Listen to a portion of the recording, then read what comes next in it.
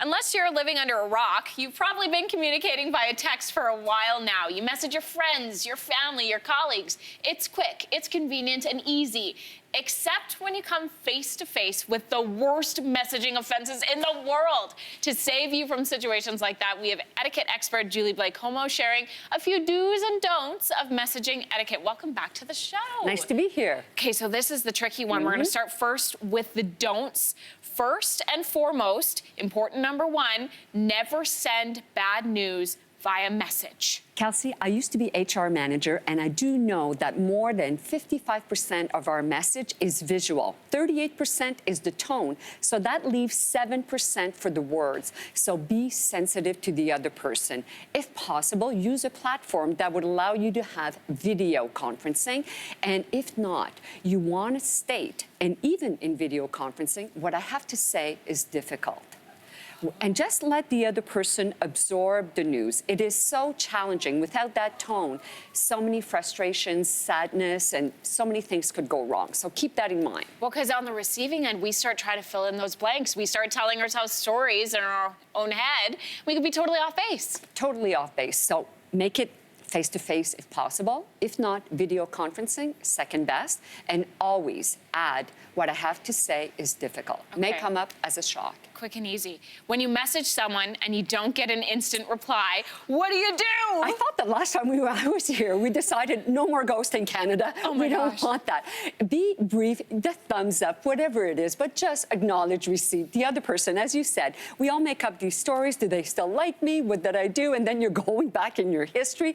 Don't want to do that. So just acknowledge receipt, whatever way you want, but do so. Okay, so Julie, this is me. This is my life. I go back to message people and it's been like weeks and I haven't replied. So then what do I do to fix the situation? It depends what the situation was. If it was a big invitation, if it was something important, decide and think about that person on the receiving end. Who is that person for you in your world?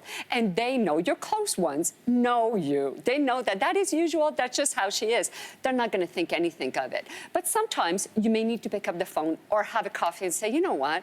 I'm sorry. I know that you're going through this and I should be there. So why don't we take the time to chat, look in each other's eyes, and catch up? Okay, I'm gonna have to do a lot of coffees coming up. Okay, so next up, don't start a video call without a notice. So what's the correct protocol here? Well, here too, you know your people. If one of my sons is calling me on video, I get all excited. Oh my God, everything drops.